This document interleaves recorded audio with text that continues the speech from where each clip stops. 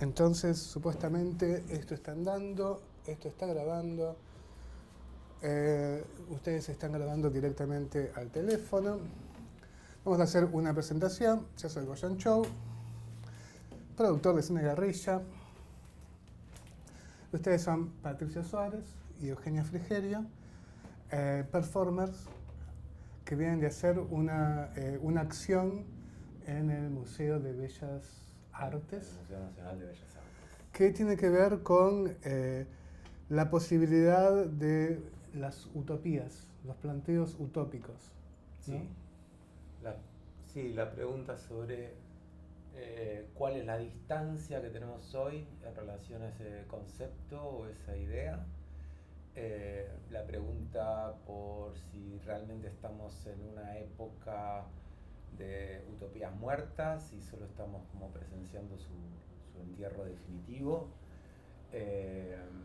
o si podemos de algún modo revisitar algunas experiencias concretas para reactivar un espacio imaginario que nos permita revitalizar la imaginación política en la actualidad, que al parecer está bastante clausurada, cercada y muy encerrada en un discurso distópico que se volvió casi sentido común, donde no hay casi espacio para pensar en términos utópicos lo más pequeño. Digo, por ejemplo, este encuentro, como tres personas se encuentran, se cruzan, tienen un interés en común y a la semana se juntan a ver qué hay detrás de eso. Que así arrancan claro, las cosas. A charlar posibilidades de estructurar la realidad, ¿no? Sí, creo que lo más interesante también que tenía la propuesta del museo es encontrarte sin saber que te vas a encontrar con otra persona al final del recorrido y también la importancia de poder poner en común esas experiencias a partir de preguntas como por ejemplo dónde te duele el presente o eh, qué, qué cosas te impulsan a pensar un futuro. Como que todos los futuros que tendemos a pensar, o por lo menos esto con los círculos de personas con quienes hablo, siempre son destructivos y distópicos. Y nos es mucho más fácil pensar distopías que pensar utopías. Pero a la vez es porque siento que no sabemos qué es la utopía. Y en ese sentido, la propuesta de Pato de revisitar, medio como a modo de autopsia, los proyectos utópicos a lo largo de la historia, hay algo de esa acumulación que genera como, que prende una mecha para mí, y ahí enciende un fueguito que de a dos es más potente, o de a más por ahí es. Yo les voy a explicar en qué consistía un poco esta acción, porque acá los chicos me convocaron como participante pasivo de la acción para recorrer el Museo de Bellas Artes con unos auriculares, donde mientras yo iba caminando aleatoriamente por todo el primer piso donde están las colecciones de arte argentino, en los auriculares, en mi caso Patricio, pero en otro caso lo hacía Eugenia, iba enumerando todas las formas de ordenamiento político utópico que había desde el siglo XIX hasta la fecha, con un capítulo especial para la aplicación de utopías en América Latina. Absolutamente. Y todo ese recorrido duraba como unos 40 minutos, fue más o menos, se hacía de forma clandestina y eso era muy divertido porque no se podía hablar por teléfono dentro del museo, porque está prohibido hablar por teléfono dentro del museo, así que en las primeras indicaciones que en mi caso me daba Patricio cuando llegaba a la cita en el museo era que ante cualquier interpelación de los guardias yo tenía que decir que estaba escuchando música, porque se podía escuchar música pero no se podía charlar por teléfono, y en el caso en que Patricio me preguntaba si todavía estaba ahí, decirlo de manera muy disimulada, sí, sigo acá. Pero cosa de no levantar la perdiz. Eso le daba como una una emoción de conspiración política que hacía que uno prestara muchísima más atención a las posibilidades de ordenamiento utópico activamente, ¿no? O sea, como uno siendo un receptor pasivo de la propuesta, era de alguna manera partícipe de el ambiente de conspiración necesario para poder llevar a cabo estas utopías, y eso era muy, muy, muy, muy divertido. Y después todo terminaba frente a un cuadro de la Vega, ¿no? De Yuyo Noé. De Yuyo Noé. Instrucción para la Sí, Esperanza. lo que pasa es que me gustaba más el de la Vega, que estaba al lado, entonces me acordaba del de la Vega. Me encantó. Sí, sí, sí. Y ahí aparecía una piba que nos daba un sobre de color del color de la revolución, Sí. con indicaciones para charlar con otro participante pasivo, bueno, que en ese caso era mi amigo, así que lo veníamos charlando desde hacía rato. Y como una especie de guía de escritura para poder seguir escribiendo un artículo acerca de las posibilidades de la utopía desde nuestro punto de vista particular. Lo cual de alguna forma cerraba toda la experiencia con la promesa de poder hacer alguna proyección a futuro de los planteos utópicos. Es como que no hay posibilidad de un cambio político sin un pensamiento utópico, porque un cambio político sin pensamiento utópico es apenas una reforma funcional de lo que ya está en curso, que es, creo yo, el principal problema del pensamiento político que estamos teniendo en este momento, que era lo que señalabas vos, Patricio. Sí, en este momento, y creo que en los últimos años llegamos como al cierre del proceso progresista con sus limitaciones. Viendo la situación actual, tampoco se puede ser tan crítico, pero tampoco se puede negar que lo que estamos viendo ahora es de algún modo una continuidad de un proceso más largo y del cierre de el callejón sin salida de esa estructura de pensamiento político, de organización de la sociedad. Y en este caso me encantó todo el resumen que hiciste, cómo retomaste esta pequeña clandestinidad que por un lado era un juego de niños, no había ningún peligro, pero al mismo tiempo te ponía en una situación de complicidad y de complot con el trabajo. Y de fondo creo que el texto y la intención de esta intervención tiene como un espíritu benjaminiano, en el sentido de qué podemos recuperar de ese basurero de la historia, del relato completamente arrasado, de las experiencias organizadas por aquellas zonas de la historia que encarnaron en general los oprimidos, que buscaron estrategias para poder organizarse de otra manera, en lugar de seguir retroalimentando el discurso distópico, la irrupción de la extrema derecha en todo el mundo, los problemas que estamos compartiendo, pero que a veces se vuelven como una especie de exceso de pesimismo y una especie de perfo de la indignación y no podemos salir de ahí. ¿Cómo hacer para reconectar con información que está ahí al alcance de todos y que puede volver a despertar otros lugares de la imaginación? Y por otro lado, también tenía la intención, en un momento del texto aparece, pareciera que un museo utópico se parece más al inicio de una conversación entre amigos, donde delirios individuales se vuelven en delirios compartidos y tienen como un sesgo de posible realidad, ¿no? Como ese pequeño pasaje del delirio individual y solipsista al encuentro entre dos personas que comparten un delirio. Y por eso el trabajo terminaba en esa conversación, ¿no? Que incluso el texto decía, esta obra termina cuando ustedes quieran, cuando termine su conversación. Era todo el trabajo para derivar en un encuentro puntual. Y para mí también hay algo muy clave de la interrupción, como interrumpir ciertas prácticas, desde interrumpir la idea de ir a un museo solo a observar. Entonces de repente vas a un museo de manera medio cómplice con la persona que está afuera que ni conoces, porque en mi caso yo le estaba hablando a Arseni, que no tenía ni idea quién era esta persona, y esta persona no sabía quién era yo. Y hablaba poco español. Y hablaba poco español, literal. Entonces, no, pero le encantó. Genial. Sí, me mandó un mensaje muy lindo, fue hermoso.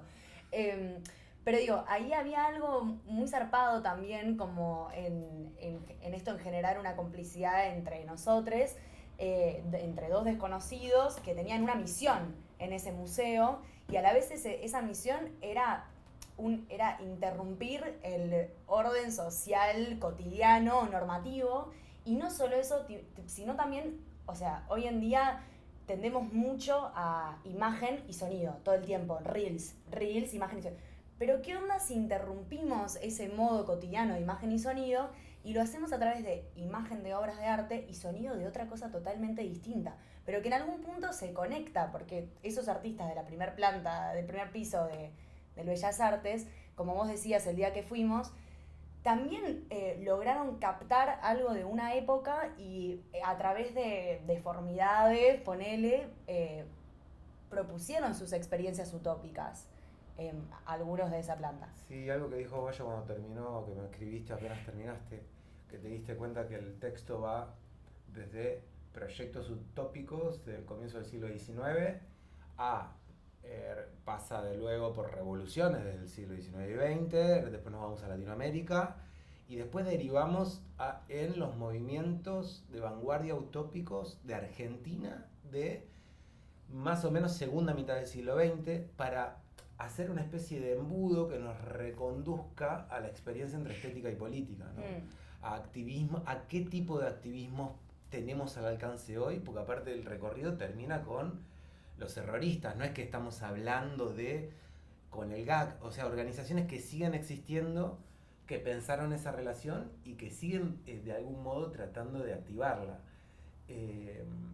Sí, y nos gustaba mucho esa idea de combinar esta pregunta sobre la relación actual entre estética y política en ese piso de Bellas Artes donde hay pinturas y obras que dialogaron durante todo el siglo pasado, ¿no? con ese vínculo. ¿Cómo definirías al errorismo que acabas de nombrar?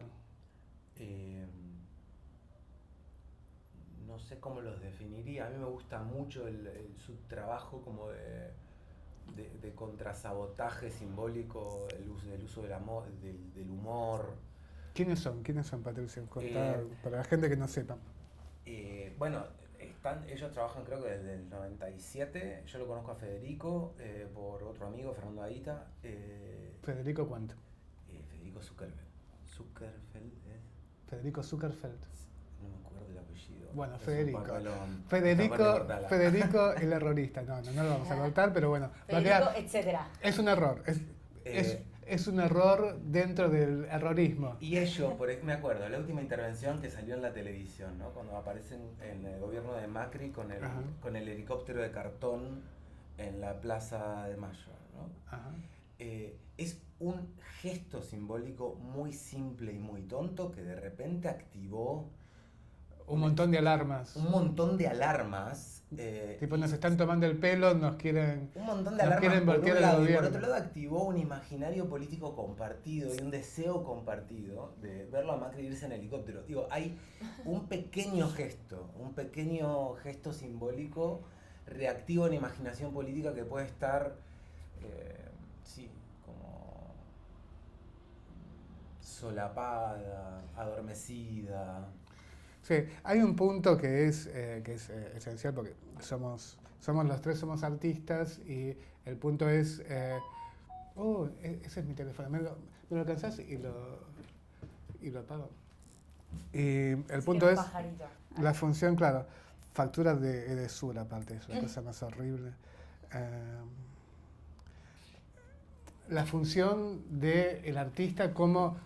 El artista de vanguardia como vanguardia política también, ¿no? Porque eso es como un punto de la vanguardia que se deja de tener en cuenta cuando el artista se propone como parte de una vanguardia, se propone como la cabeza de lanza para la preparación de un orden político futuro que en este caso estaría fuera del orden político actual, ¿no? Que sería el orden de la política de mercado.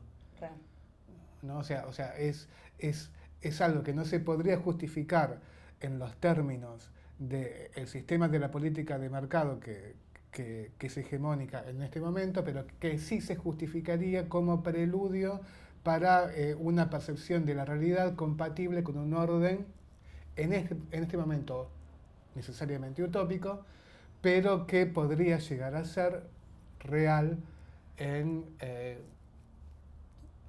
un tramito. Un mediano plazo. Sí, yo comparto muchísimo con lo que decís, porque siento que un poco la función, ponele, sería el agite, como agitar. Y agitar en ese sentido, para mí hay una punta muy interesante que es como agitar encuentros, como decías, una conversación que despliega de repente otro abanico de conversaciones. Entonces, para mí, en este es como un dominó. Es como que de repente vamos agitando cierto encuentro y van cayendo las piezas y se va armando una forma, una figura como distinta a la que estaba antes, y a partir de sacudir un poco. Por eso digo como la idea como de interrumpir. Y a veces no es interrumpir a gran escala, porque siento que ese también es nuestro problema un poco. Como que siempre... obvio que la revolución siempre es en lo macro y en lo grande, pero pienso cómo podemos arrancar a tirar la primer pieza, tipo, cómo hacemos para ir primero a lo que tenemos un poco, a correr un poquito el límite que tenemos acá. Y pienso que a veces pensarlo de manera tan grande nos genera mucha inmovilidad, porque nos da como... Impotencia. Impotencia, exacto. Impotencia. Exacto. Y lo que nombrabas vos, como esta división o ruptura muy pronunciada estos últimos años entre arte y política, entre estética y política, cuando uno revisa un poco la historia, Lenin estuvo tomando alcohol con los dadaístas cuando estuvo exiliado de Rusia. Los situacionistas estuvieron durante 15 años armando experimentaciones sociales que derivan de algún modo en mayo del 68, un montón de proclamas estudiantiles y políticas.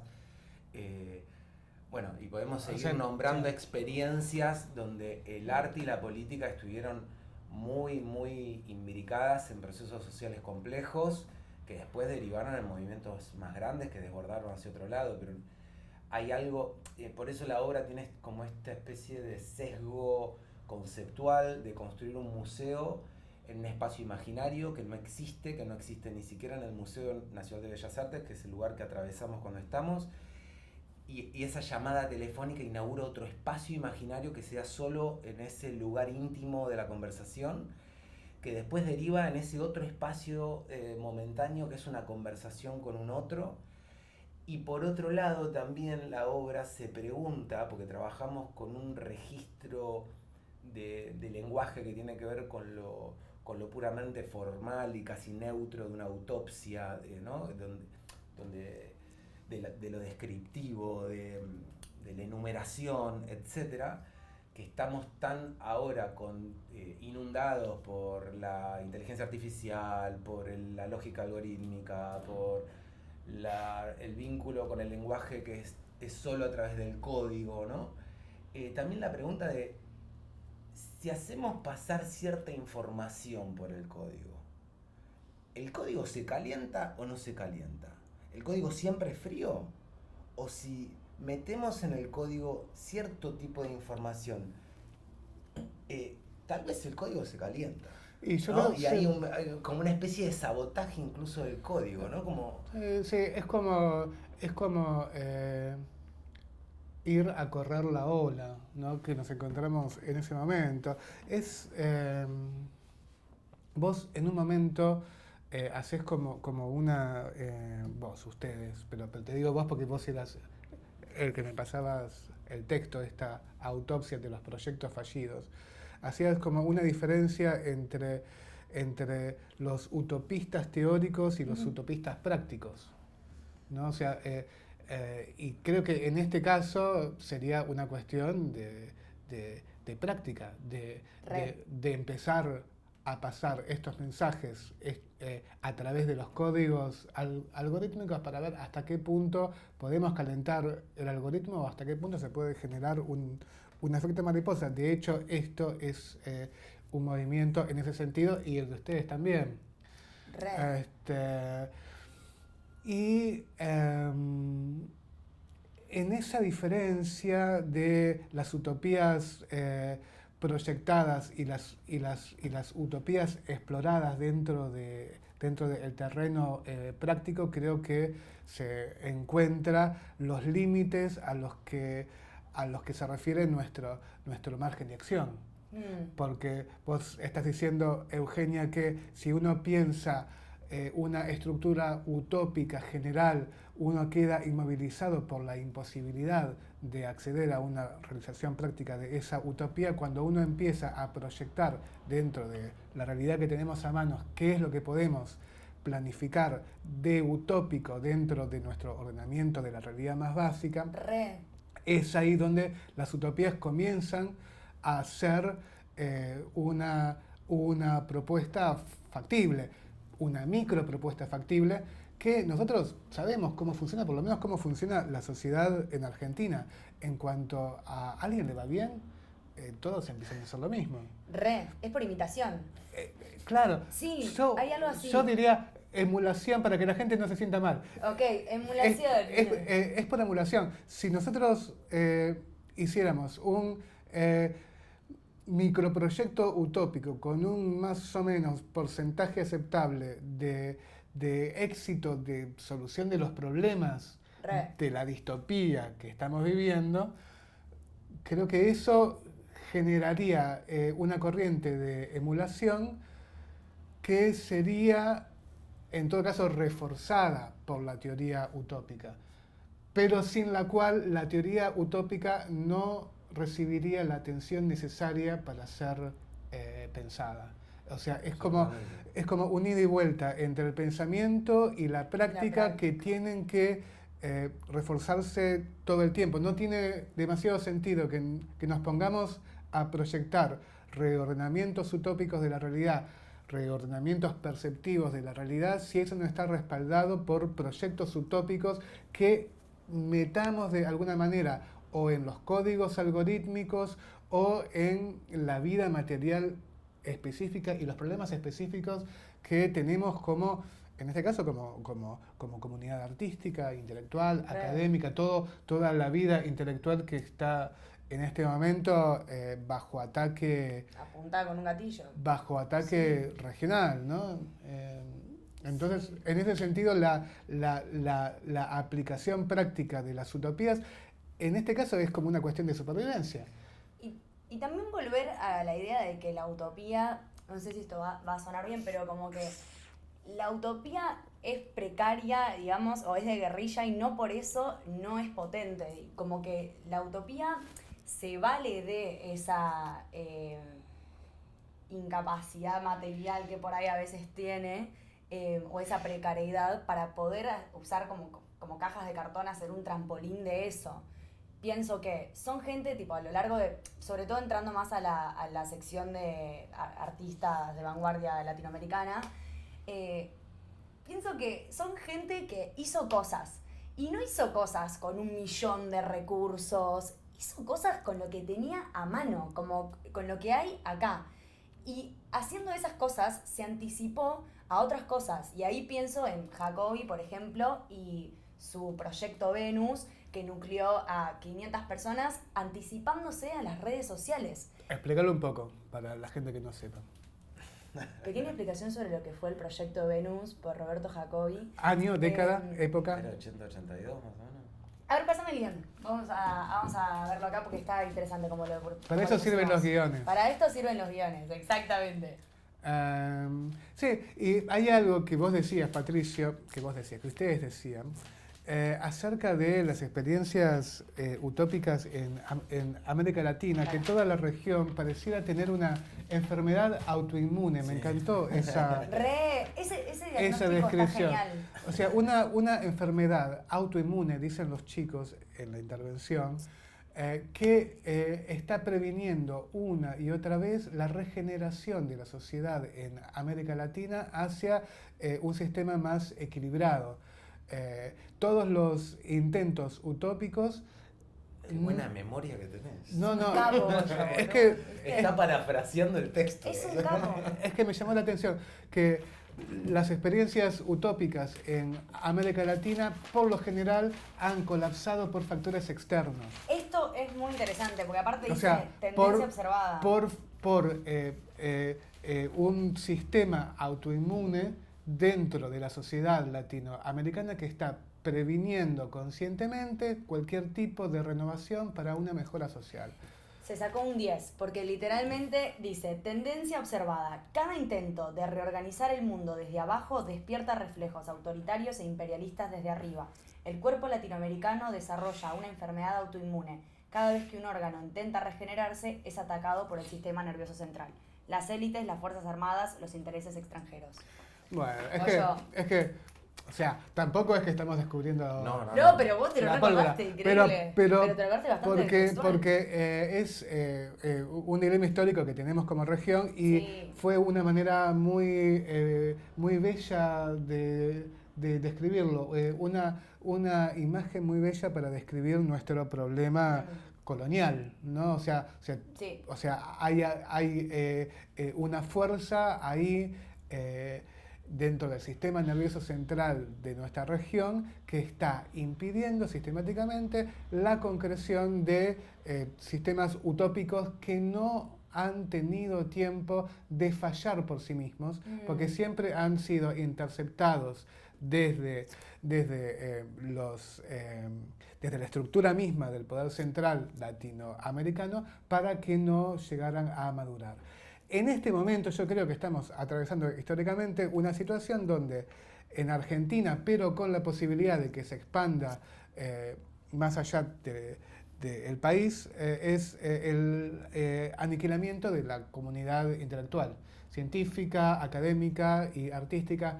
Supuestamente en sitios como Perú o Paraguay eso ya no existe como existe en este momento en Argentina. Y vemos en todo momento a compañeros y compañeras que no están pudiendo concretar las exigencias más básicas de supervivencia cotidiana. Y eso sabemos que está pensado. Y si como comunidad intelectual no podemos tener una respuesta a esta situación, que es una situación originada desde el mecanismo central de control político de la región, va a sufrir de una manera que va a ser muy peligrosa. Sí. Muy peligrosa por ponerlo de forma más o menos como optimista. Pero si... Va a ser epidémica. No va a ser epidémica, no. O sea, lo que tenemos, lo que sabemos es que existe un proyecto para que esta comunidad deje de existir como tal. Así como en los 70 hubo un proyecto de desindustrialización selectiva para desactivar el poder de oposición política de la clase obrera. Dijeron, bueno, aniquilemos la clase obrera en Argentina. Eso fue parte del proyecto político de los años 70 y dio pie a la clase lumpen que tenemos ahora, que va a ser la mano de obra del narcotráfico, o ya lo está haciendo. Algo similar está sucediendo ahora con la clase intelectual. Se está desactivando la oposición intelectual en Argentina mediante básicamente la precarización. Sí. La gente se queda sin trabajo y la gente que tiene trabajo en términos tan precarios que no tiene ningún resto para elaborar ninguna acción de respuesta a esta agresión a nosotros como comunidad. Si como comunidad no nos hacemos cargo de la gravedad de esta situación y de la necesidad de una organización para prevenirlo, y vamos a desaparecer. Vamos a desaparecer como desapareció la clase obrera en los años 70. En ese sentido, yo creo que es el momento de comenzar a proyectar construcciones utópicas o microutópicas dentro de la realidad más material para resolver los problemas más específicos y más urgentes que estamos viendo que tienen nuestros compañeros y nuestras compañeras artistas, intelectuales, científicos, profesores, profesoras. En este sentido, yo hice un comentario en las mesas de Fuera de Campo que fue recibido de manera bastante escandalosa, en el que decía que los colectivos de producción de cine, que ya son bastante corrientes, deberían ampliar su campo de acción no solo hacia la producción conjunta de material audiovisual, sino a las sociedades de socorro mutuo. ¿Por qué? Porque no tiene mucho sentido ponerse a pensar qué vamos a hacer con un instituto de cine futuro que todavía no tenemos y que no sabemos cuándo vamos a tener, si tenemos a la comunidad en riesgo de disolución inmediato, cuando lo que necesita la comunidad artística en este momento y extensivo a todo lo que es extra audiovisual es solucionar temas de vivienda y de alimentación que no se pueden resolver sin una comunidad organizada y consciente de la situación histórica en la que estamos. Colonias de artistas que compartan los gastos de la vida de forma comunitaria, sea el alquiler, sean los servicios, cosas básicas. El alquiler se lleva gran parte de los ingresos de la gente, el alquiler, los servicios que van aumentando, la comida también. Y hay como una falta de cultura, de vida comunitaria en la comunidad intelectual argentina que hace que todo sea mucho más peligroso. Sí, más individualizante también, tal cual. Y genera mucha más atomización en todo sentido. Sí, y hay como una zanahoria que te ponen todo el tiempo, como las metas vitales que tiene que tener cualquier persona madura de irse a vivir solo, que tampoco son tales. Porque eso de sentirte realizado porque podés ir a alquilarte un ambiente, eso es una historia que yo estoy escuchando desde hace relativamente poco. Esta noción de las familias atómicas, padre, madre, hijo, es algo con lo que se viene machacando, pero desde hace relativamente poco tiempo. Las formas de vida comunitaria deberían ser una opción que la gente se niega a concebir porque lo consideran como una violación a sus sí, como que te están rompiendo tu privacidad, justamente. Ahí yo tengo una pregunta que tiene que ver con esto que decís, que yo también lo veo y me lo pregunto. Es como si, obviamente es un momento de repliegue necesario, donde claramente estamos de algún modo tratando de entender la época que está pasando y lentamente empezando a organizar una salida a esto, pero hay un punto donde ese repliegue se vuelve autodestructivo en el sentido de que solamente se convierte en un movimiento defensivo donde solo defendemos lo poquito que nos queda y vemos cómo hacemos para que lo poquito que nos queda, en ese poquito que nos queda, no se termina de caer. y creo que están faltando como pensamientos de un poquito más de audacia que en ese movimiento de repliegue invente situaciones comunitarias, religue entre lo que tenemos cada uno a ver qué podemos armar, en lugar de ir achicándonos cada vez más en lo poquito que le queda a cada uno y que nos permite seguir haciendo la práctica que hacemos. Digo esto, en 2012 yo ocupé una casa con un colectivo de amigos y vivimos, y sigue existiendo esa casa en Saavedra, y vivimos ahí 1 año y medio y terminó colapsando como toda utopía por problemas internos o lo que sea. Pero en ese momento todavía era posible imaginar esas cosas, había una predisposición a inventos cooperativos, colectivos de esas características. Yo ahora eso, tal vez porque soy más viejo y porque estoy separado de lo que está pasando en el pensamiento más juvenil, no lo veo tan encendido. Esto de decir, che, tenemos un problema de vivienda, bueno, ocupamos una casa. No sé, como...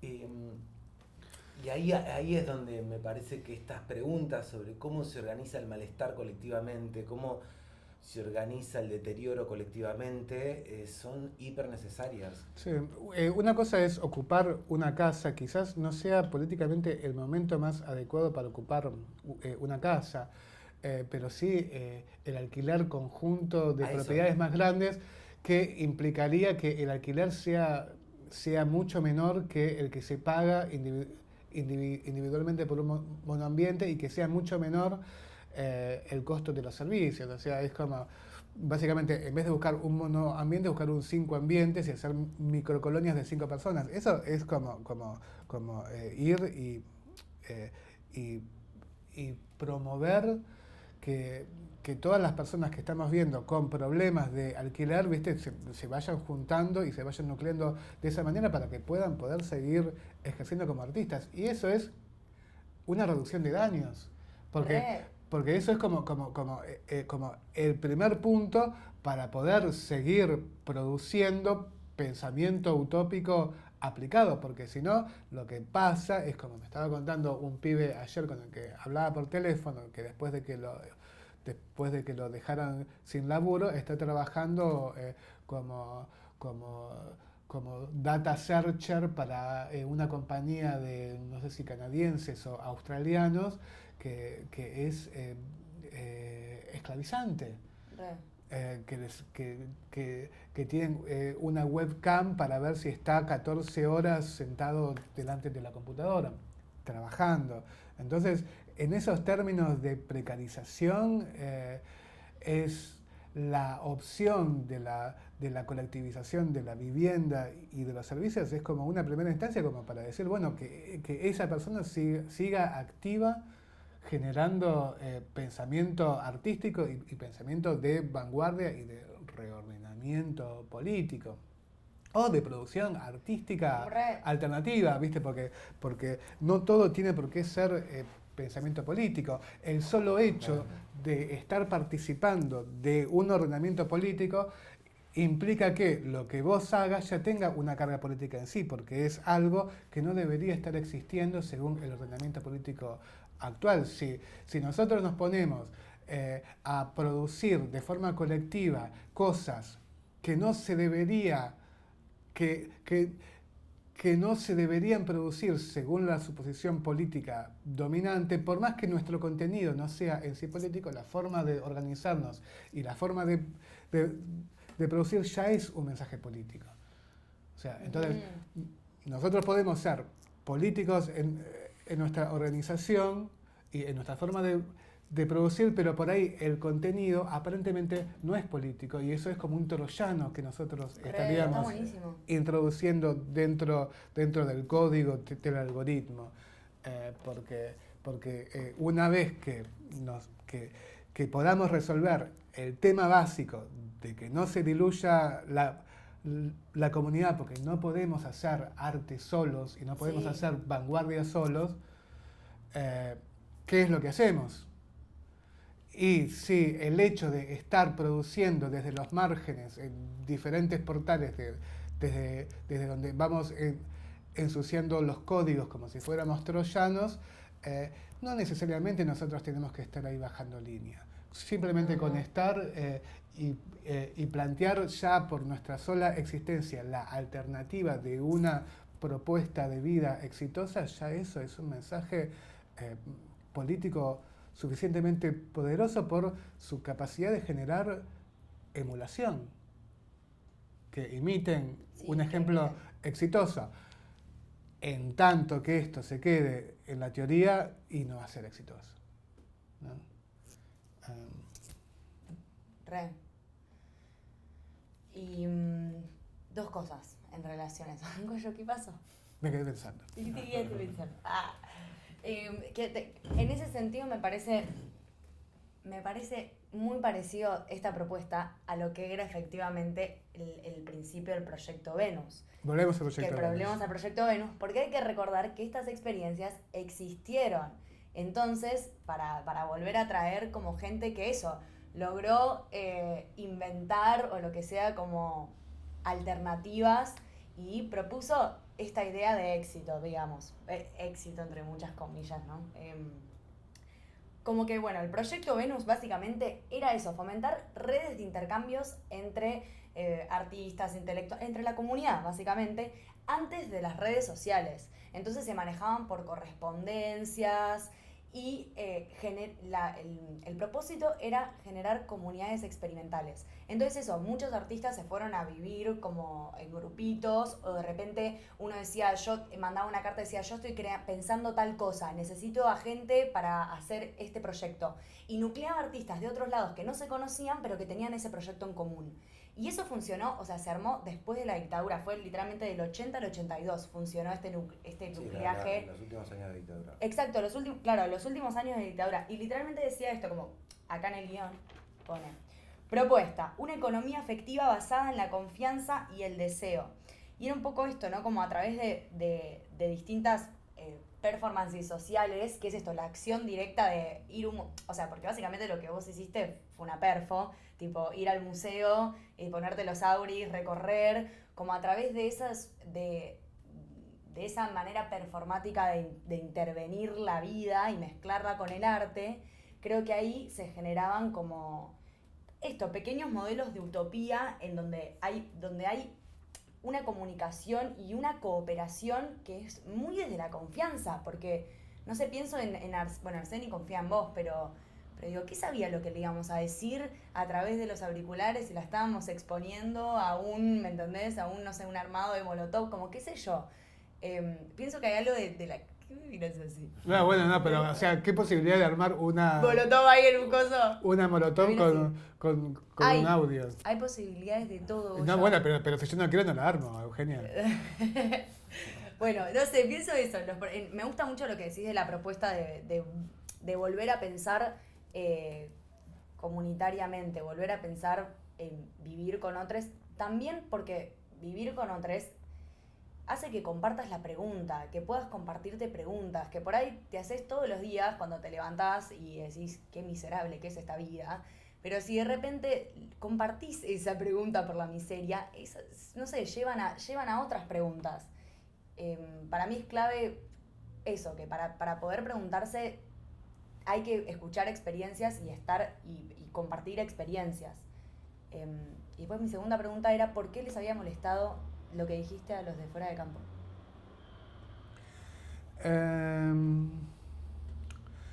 Era una mesa de producción. Yo creo que en el cine los productores no están con pensamiento político. Yo les estaba hablando de la necesidad de colectivización y ellos están como muy metidos dentro del sistema de pequeña y mediana empresa. Lo que pasa es que el sistema de pequeña y mediana empresa, tal como se experimentó en el cine durante los últimos 20 años, está condenado en este momento, porque se justificaba con una relación frente al Instituto de Cine que financiaba esas pymes. Hay una decisión política de que el instituto no financie más esas pymes. O sea, todos los subsidios que había hacia esas pequeñas empresas se cortaron y no hay una voluntad política de que eso suceda. Y yo creo que es muy ingenuo de parte de esos pequeños empresarios pensar que le van a torcer el brazo al gobierno en ese sentido, más después de la validación que tuvieron en las últimas elecciones, porque dicen, bueno, hay que ir a encadenarse frente al Inca, hay que hacerles, hacer que respeten la ley, que ejecuten el presupuesto. Y yo les estaba diciendo, pero locos, fíjense que no están ejecutando la ley de emergencia pediátrica que está respaldada por toda la sociedad. Van a respetar la ley de cine, que la verdad que al ecosistema, el ecosistema de pymes a la gente no le importa nada. Y el ecosistema de hospitales pediátricos sí está muy respaldado por la gente, pero no hasta el punto de hacerle perder las elecciones, con lo cual, o sea, una ley votada 4 veces por el Congreso este mismo año de 2025 no está siendo ejecutada. ¿Qué les hace pensar a el grupo de 20, 30, no sé cuántas serán las pymes que estuvieron en relación con el Inca durante estos últimos años, que están ahora intentando hacer presión? O sea, ¿qué les hace pensar que es una salida viable? Yo creo que es un caso de pereza política pensar que van a manejar las perillas de la indignación hasta hacerle torcer el brazo al gobierno en un designio que tampoco es de este gobierno, que es de un mecanismo de defensa del sistema nervioso central en su reacción autoinmune para que deje de existir no solamente el ecosistema de pymes, sino todo el ecosistema académico, científico y artístico de Argentina. Entonces son como respuestas muy, muy sesgadas, muy de mirada muy corta para un problema que es mucho mayor, que es el que nos enfrentamos: cómo hacer para reducir los daños que se están ejecutando a grosso modo sobre toda la comunidad intelectual. Y yo creo que ahí es donde tenemos que ser conscientes o empezar a intentar contagiar, infectar conciencia sobre la situación en la que estamos y sobre la radicalidad de las soluciones que, o sea, que tampoco son tan complicadas. Que tampoco son tan complicadas, es simplemente juntarnos primero para darnos un socorro mutuo, para no terminar esclavizados 14 horas. Está buenísimo. Por una cuestión de supervivencia, ser bolsas de laburo, pero bolsas de laburo, ni siquiera de laburo intelectual, de laburo físico, mecánico. Yo cuando he tenido problemas de falta de laburo, y de verme expulsado de la comunidad audiovisual, me di cuenta que el trabajo físico, el trabajo manual, era mucho más compatible con un margen de creación intelectual o artística que un trabajo intelectual o de oficinista. Porque si yo estoy dando clases de gimnasia, puedo tener la cabeza pensando en resolver problemas artísticos o intelectuales. Y eso no quiere decir que seamos ricos, que nos solucionemos la vida, pero sí que acotemos los márgenes de reducción a esclavitud que están siendo diseñados desde el sistema de control central de poder que hay en esta región. Eso yo creo que es lo de posicionarnos histórica y geográficamente en la situación en la que estamos, que es muy diferente que lo que está pasando en Europa, pero tampoco tanto.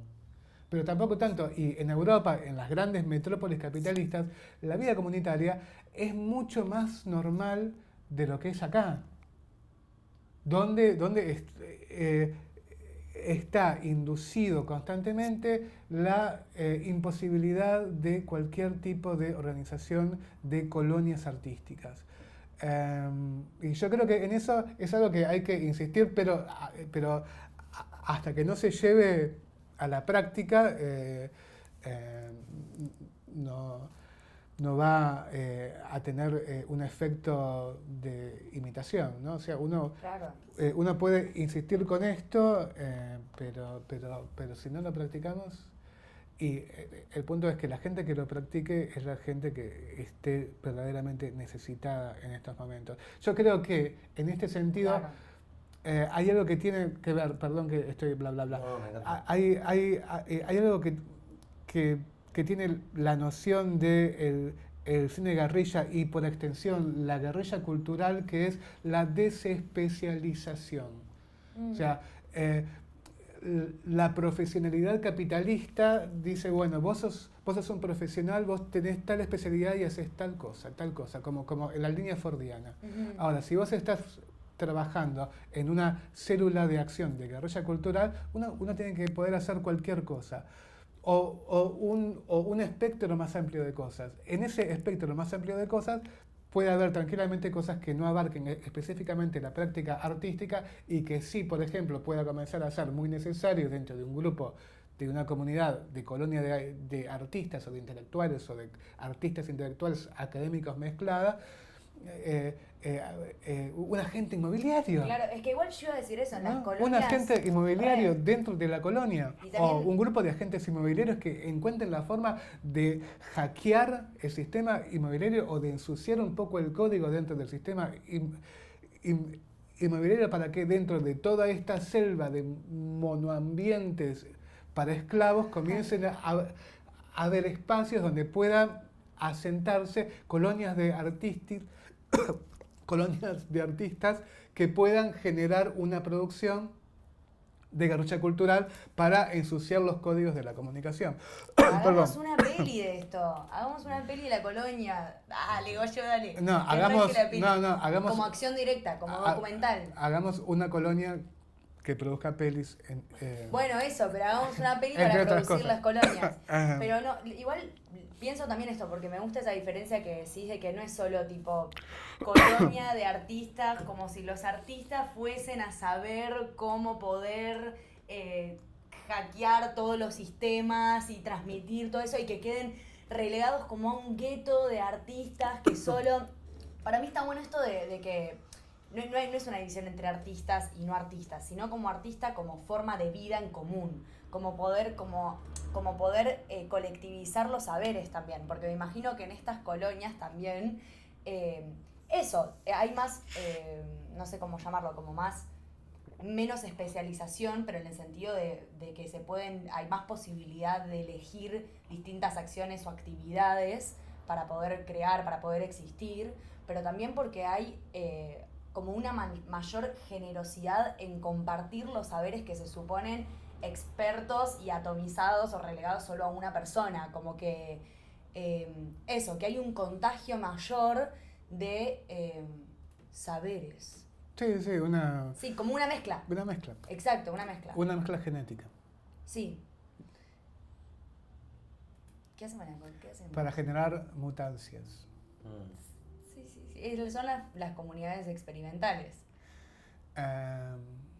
Y vieron, y así solucionamos el mundo. Bueno, proyecciones utópicas. Estamos hablando justamente de proyecciones utópicas, pero también de formas de resolver problemas puntuales de nuestra situación histórica, que podrían dar pie a realizaciones microutópicas dentro de la realidad, pero está todo por hacerse.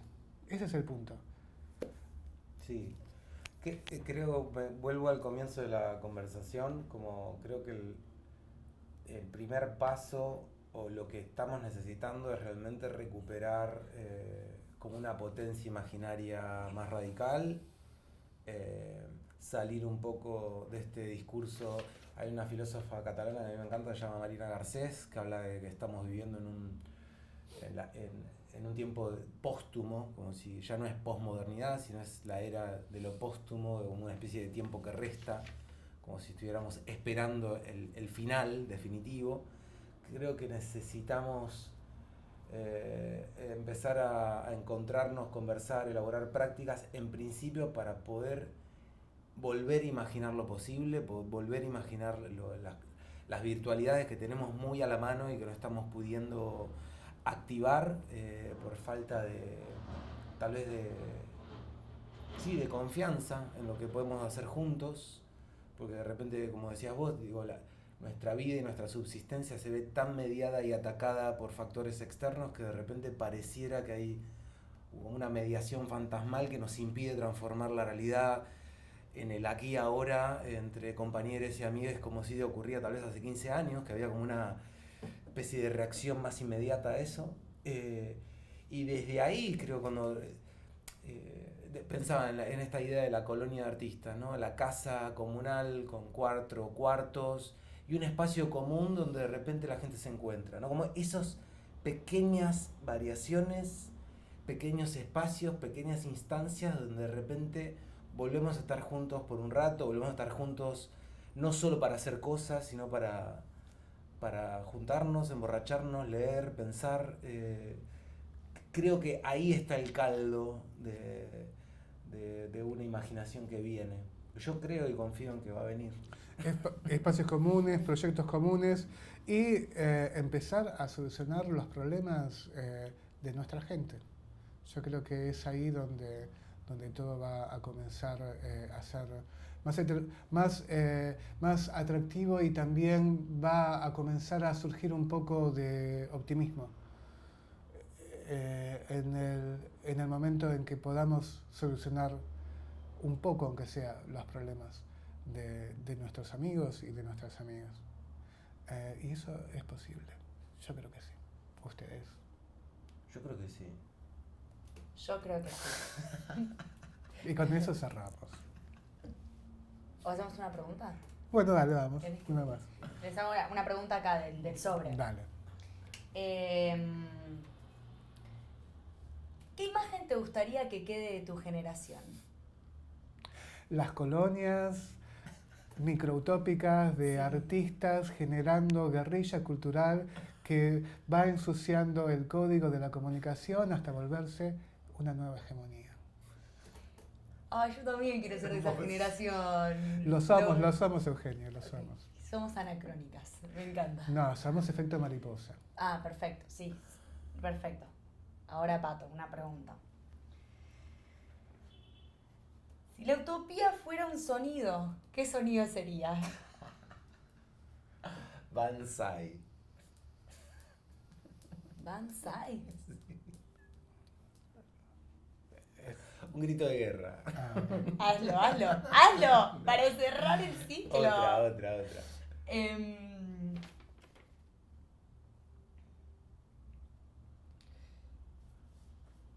¿Dónde ves hoy una imagen encendida? Algo que todavía arde, aunque parezca perdido. Está buenísimo.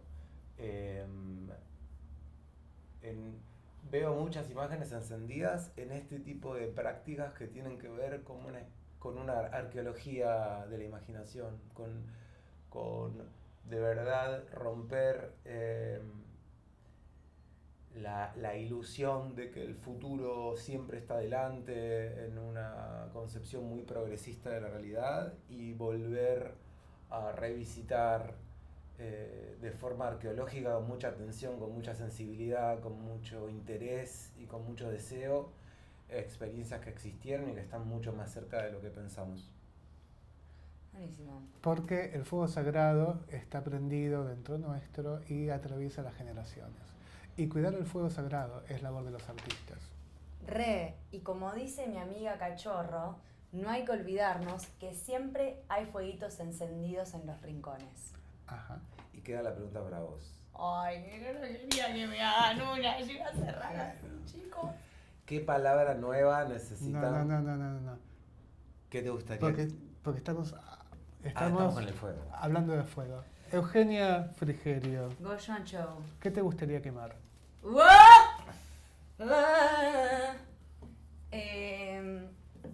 Me gustaría quemar el no puedo o no podemos.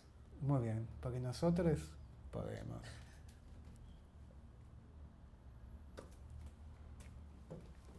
Gracias, Goyo. Qué hermoso. Fue muy lindo, gracias, Goyo.